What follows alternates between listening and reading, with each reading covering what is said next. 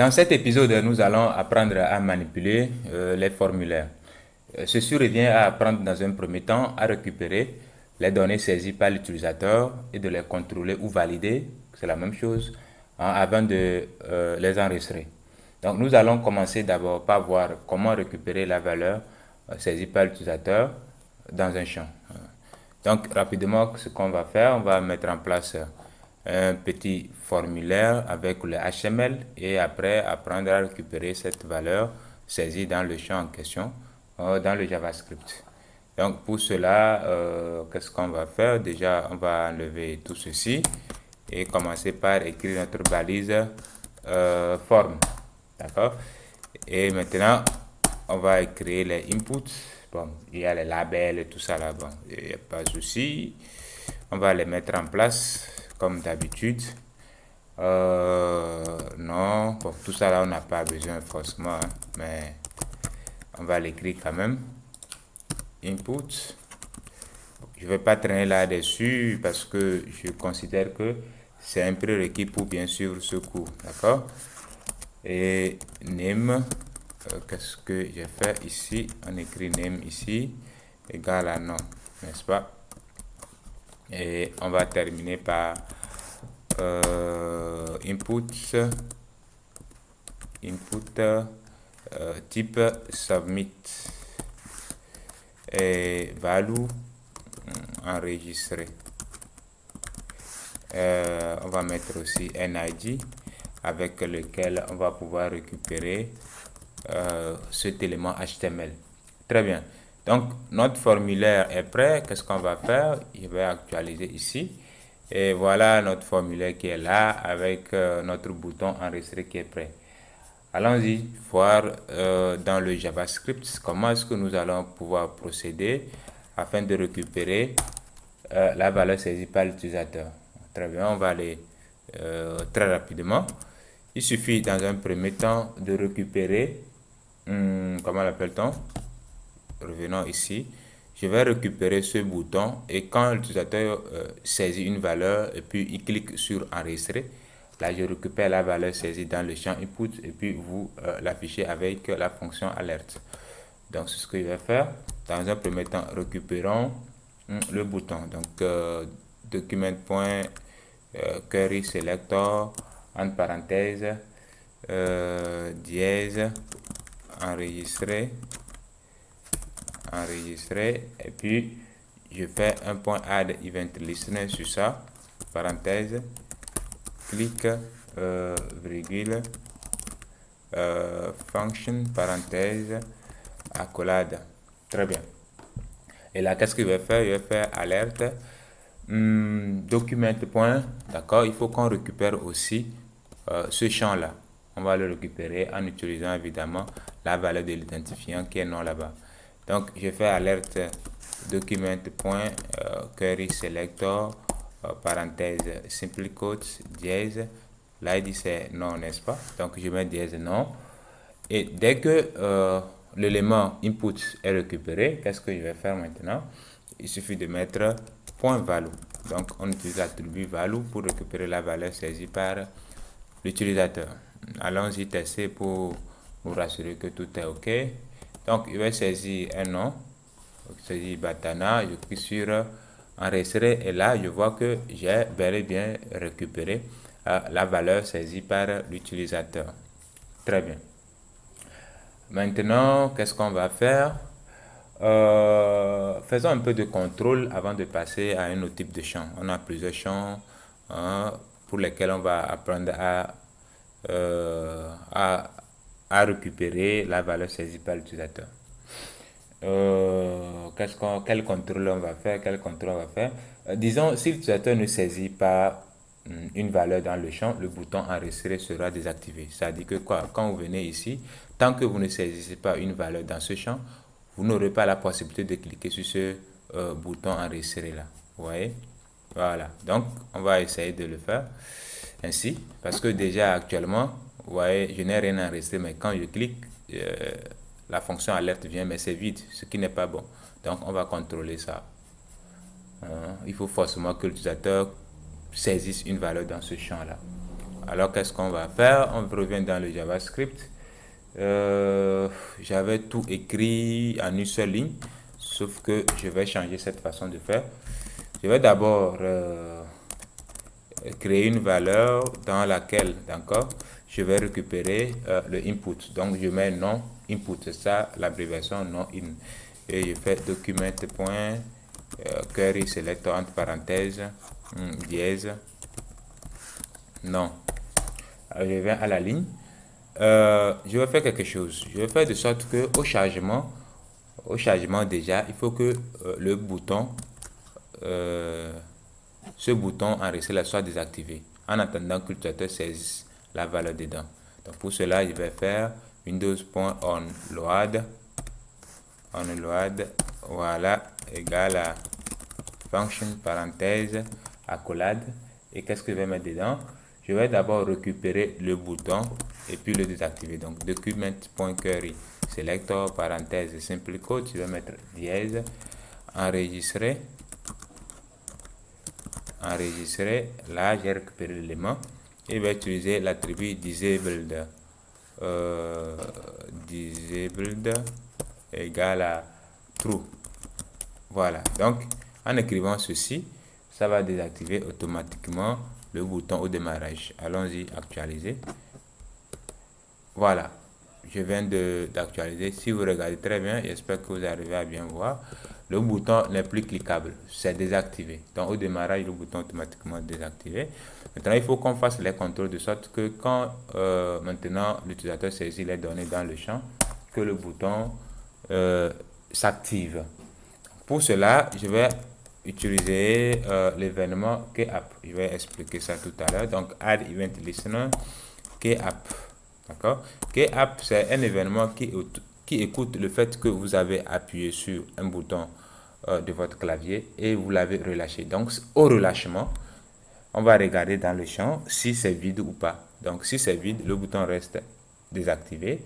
Et si c'est rempli, là, le bouton sera activé afin que vous puissiez enregistrer votre donnée enregistrée. Ou bien saisir votre donnée saisie, excusez-moi. Donc, keyapp, virgule, je vais mettre ici function accolade. Et quel est le contrôle à faire? Je vais faire if, comme tout à l'heure, on a appris à récupérer la valeur. Donc, je fais if value égale à vide.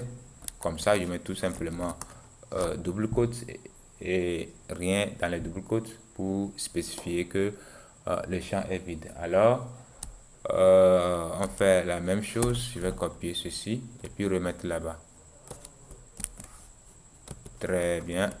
Donc, si le champ est vide, automatiquement, le bouton reste désactivé. Maintenant, else. Bon, on va faire les choses très simples. Hein. Il y a des contrôles plus poussés que les gens peuvent faire. Là, else, je mets ça à false. Là, le bouton sera maintenant activé. D'accord? N'oublions pas que, comment l'appelle-t-on, on doit aussi ajouter l'événement enregistré ou un clic sur le bouton. Donc, je reprends ceci. Document, qu'est-ce que j'ai fait? Document.query selector, c'est la même chose, dièse enregistré.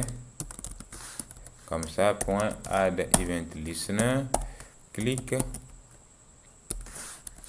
virgule, function, d'accord, alerte, non, point value, d'accord. Voilà, bon, ici je ne mets pas le troisième paramètre parce que par défaut, même quand vous ne mettez rien, c'est false. Donc, ne soyez pas étonnés pour ça. Très bien, je crois que tout est bon. Je vais aller actualiser et voir si je saisis une valeur. Vous voyez que le bouton est maintenant actif. Et je peux facilement cliquer sur le bouton pour récupérer la valeur saisie par l'utilisateur. Vous voyez? Très bien. Donc, je crois que on a fait le contrôle qu'on a souhaité faire. C'est vrai qu'on peut faire mieux, mais dans les épisodes, ou bien dans l'épisode prochain, où après celle-ci, on va faire une autre épisode et après on fera un exercice récapitulatif et on fera mieux que ça, d'accord? Euh, Très bien. Maintenant, on va voir le champ test area. C'est vrai, si vous connaissez très bien le HTML, test area n'a pas d'attribut value, comme cela se fait avec le input. Vous savez que par défaut, vous pouvez ajouter un attribut value dans les inputs, n'est-ce pas? Ici, il peut mettre par valeur. Et quand vous mettez une valeur, c'est ça qui va apparaître par défaut dans le champ, n'est-ce pas? Donc, c'est en fait cet attribut que nous utilisons avec le JavaScript pour récupérer les valeurs saisies par l'utilisateur. Mais avec le test area, il n'y a pas cet attribut. Mais nous utilisons toujours la même méthode, c'est-à-dire .value pour récupérer la valeur saisie par l'utilisateur. On va tester ça rapidement. Donc cette fois-ci, ici, je vais changer par information, vu que c'est un champ de test où on peut saisir un grand test. Je vais mettre ici test area. Name, est-ce que je vais mettre quelque chose? Ok, on va mettre info toujours. Info. ID aussi, je vais mettre info. Calls, tout ça là, je vais laisser ça comme ça. Allons-y à actualiser pour voir comment le champ se présente. Voilà le champ qui est bien présenté. Alors, dans le JavaScript, qu'est-ce qu'on va faire? C'est la même chose, hein. On va juste récupérer le champ. Je vais l'appeler. Bon, même si je laisse comme ça, je pense que vous comprenez, même si je ne change pas les variables. Dans nom IN, je vais récupérer le champ test area. Donc, on revient. L'ID de test area, c'est info. D'accord? Et là, c'est la même chose. Le bouton enregistrer, là, je l'ai récupéré. Et voilà, avec nom in, je récupère la valeur et tout ça. Je crois que tout est OK déjà. Il n'y a rien de compliqué à faire. On va actualiser et puis tester, voir si je saisis.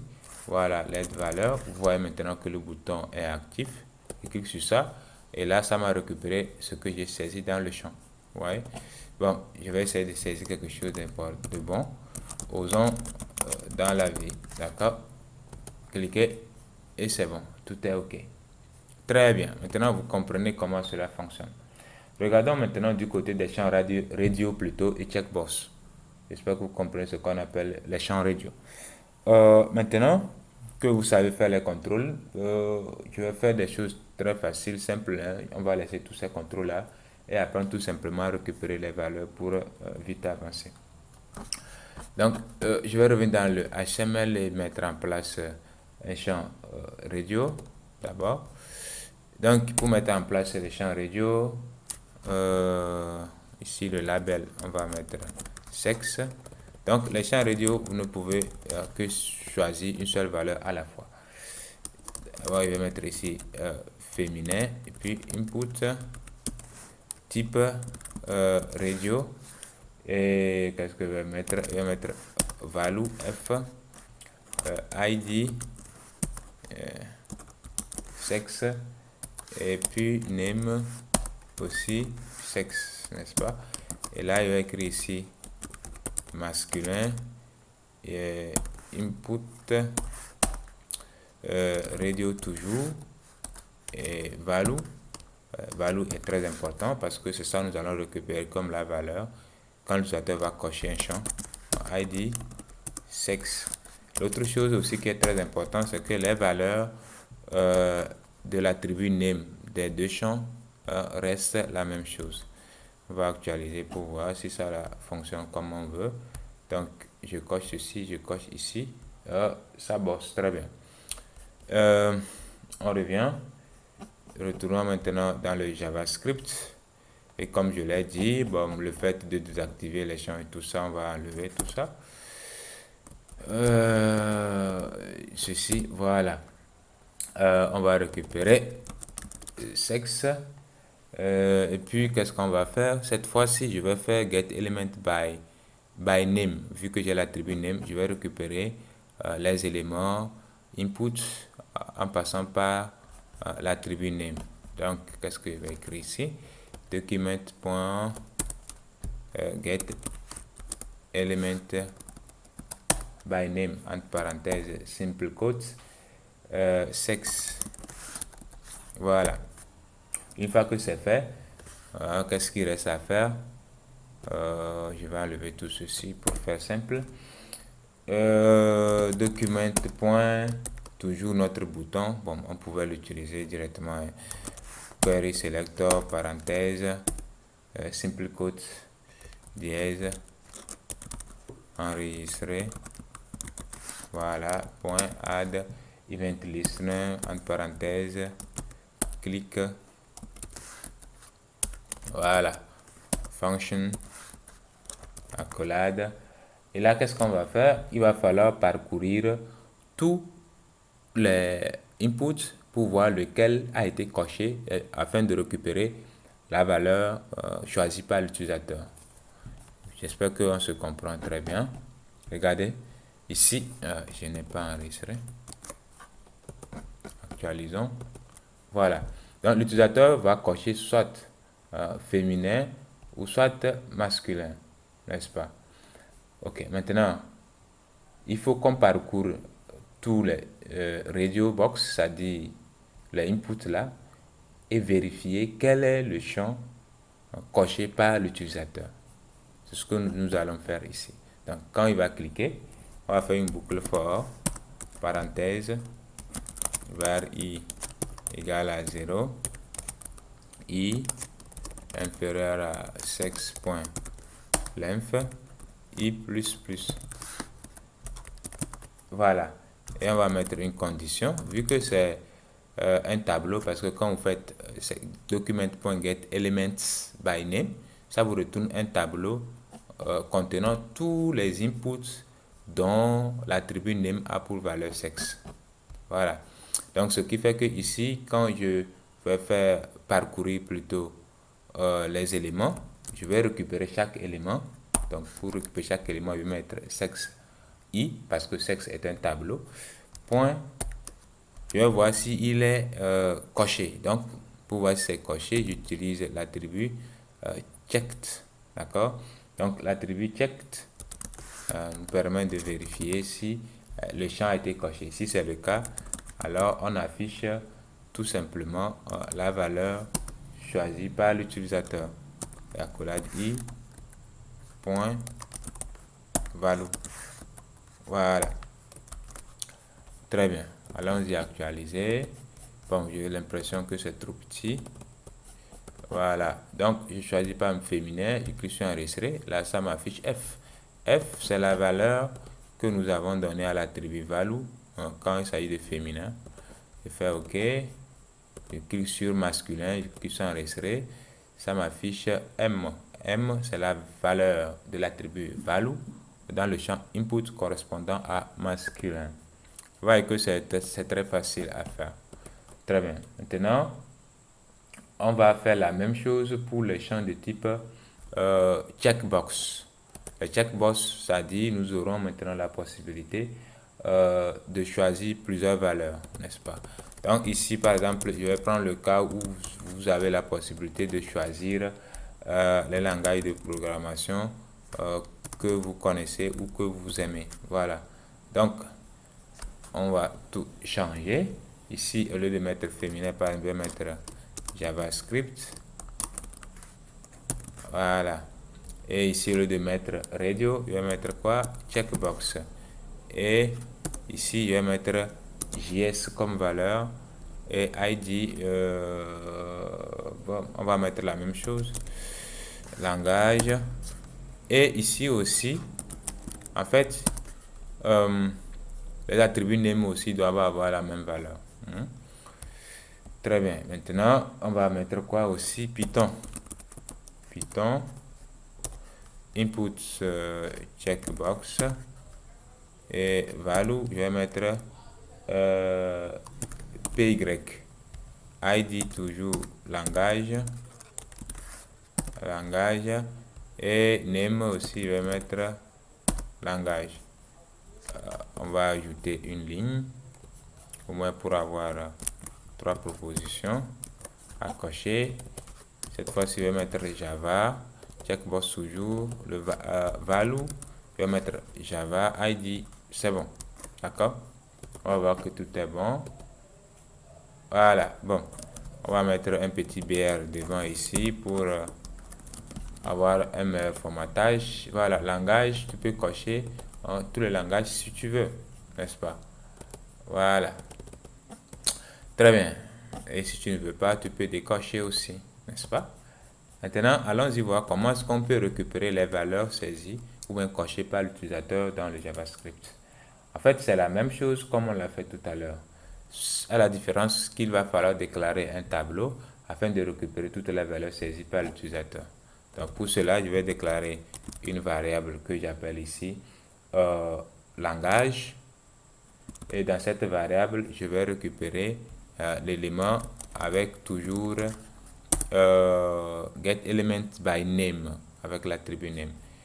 Et en second lieu, il va falloir déclarer par exemple une variable que j'appelle langage, mais qui sera maintenant un tableau dans lequel je vais récupérer toutes les valeurs cochées par l'utilisateur. Maintenant, document.querySelector, quand l'utilisateur va cliquer sur le bouton, qu'est-ce qu'on va faire? Il va falloir parcourir ici, je dois mettre S pour faire la différence. Voilà. Et voilà, ici, je vais mettre langage. Voilà, .lf, i++. Et là, on va dire ici, si langage est checké, alors on va ajouter tout simplement ce langage-là à notre tableau qu'on a déclaré. Donc, on fait push, n'est-ce pas, entre parenthèses, langage, crochet, i, n'est-ce pas, point value. Donc, il faut faire la différence parce que quand j'écris comme ceci, il y a les gens qui confondent les choses probablement. Parce que quand je mets langage i, parce que cette variable langage par défaut est aussi un tableau. Parce que quand vous récupérez les éléments en passant par element by name, ça vous retourne un tableau d'éléments dont la valeur de l'attribut name est égale à langage. Donc en faisant ceci, je récupère l'élément en question et puis je récupère sa valeur. Et ce tableau, c'est moi-même qui l'ai déclaré comme tableau. En mettant les crochets comme ça, cette variable est transformée en un tableau. Donc, après avoir fait la boucle maintenant, qu'est-ce que je vais faire? Je fais tout simplement alerte le tableau pour voir quelles sont les valeurs saisies par l'utilisateur. Voilà. Ou soit on peut faire autre chose avec, hein, si on veut par exemple aller enregistrer les données ailleurs. Voilà, je coche JavaScript et puis Python sur enregistrer. Là, ça m'affiche JS et puis PI. Donc, JS et PI ne sont rien d'autre que les valeurs de l'attribut value et puis value des deux langages JavaScript et Python. Donc, JS et PI là-bas. Donc, vous voyez que c'est très simple à faire. Donc, si vous voulez par exemple aller enregistrer les données dans la base de données, vous les avez récupérées, c'est fini, vous envoyez ça au back-end pour l'enregistrement. Maintenant, on va poursuivre avec les listes déroulantes afin de voir comment on récupère les valeurs avec les listes. Très bien, nous allons utiliser pour cela deux propriétés. Il y a la propriété selected index. Et puis options. Bon, au lieu de parler dans l'air, on va mettre en place tout simplement un petit drop down avec le HTML rapidement. Ici, je vais mettre en place une liste de pays et on va essayer de sélectionner le pays dans lequel nous vivions, très simplement. Et pour créer, comment l'appelle-t-on, le drop down, on va utiliser la balise select, n'est-ce pas? Et à l'intérieur de la balise select, on va mettre les options, n'est-ce pas? Options, value, ici par exemple, je vais mettre le premier qui est à vide parce que je veux juste l'afficher, choisir un pays. Je vais mettre option encore. Maintenant, je commence par mon cher Togo. Donc, valeur sera TG et le pays, c'est Togo, n'est-ce pas? Et je vais mettre option GH, c'est-à-dire le Ghana. Et mettre encore option value. On va mettre quoi? On va mettre quoi? BN. Bon, je sais pas. BN, Burkina, non, Bénin. Bénin. Voilà. Très bien. Bon, je vais laisser comme ça. Notre drop-down est prêt maintenant. Qu'est-ce qu'on va faire? On va faire du côté de JavaScript toujours la même chose. Il va falloir récupérer comment il s'appelle, voilà, il va falloir récupérer la balise select. Je vais pour cela utiliser get element by id. Je vais plus utiliser by name. Get element by id, et là il va mettre pays. Voilà, très bien.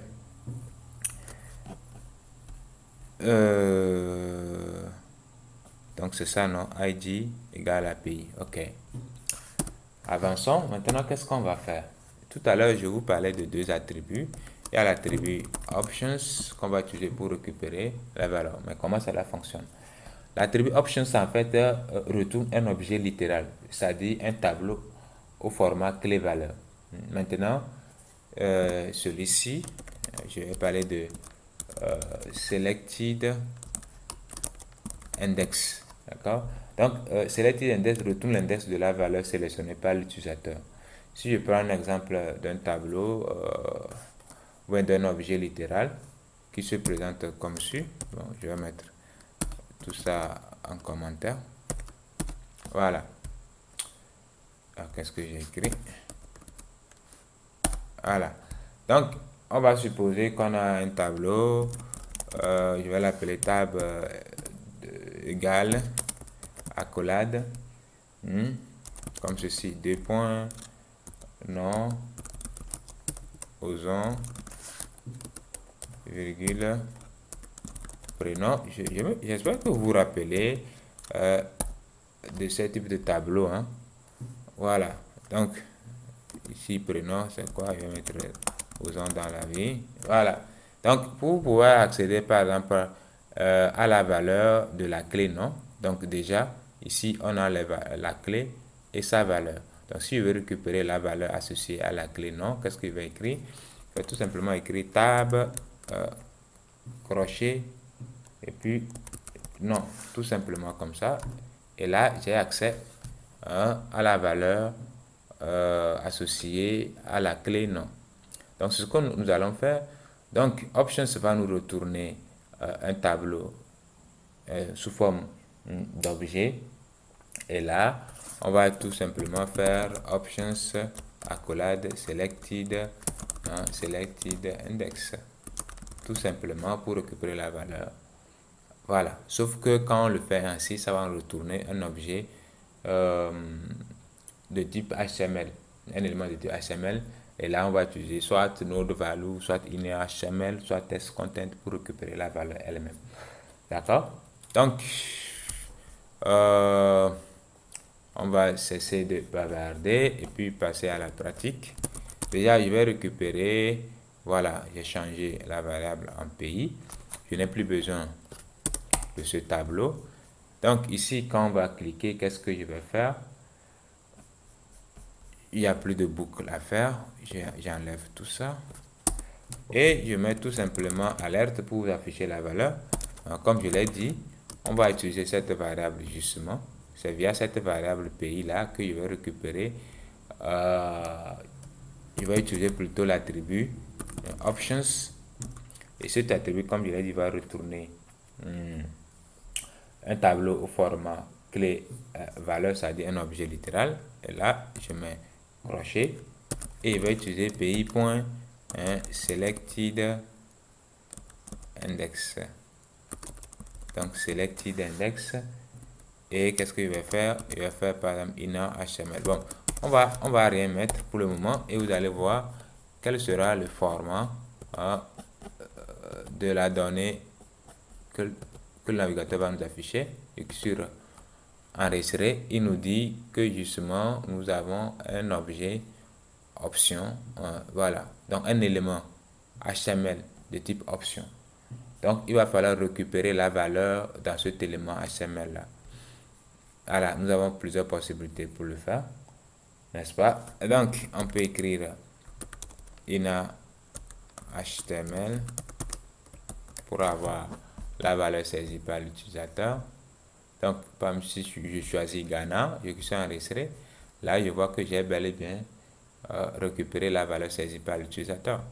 Ou soit si vous voulez, vous pouvez mettre ici test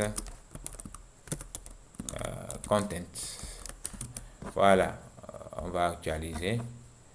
Et puis, remarquez que nous avons le même résultat. Là, on a Bénin aussi. Donc, c'est Bénin, j'ai choisi là-bas. Ou si vous voulez faire quelque chose aussi, vous pouvez écrire par firstchild node value. Ça aussi, ça devrait normalement donner le même résultat si tout est bien fait. Enregistré, vous voyez, j'ai récupéré exactement la valeur saisie par l'utilisateur. Très bien.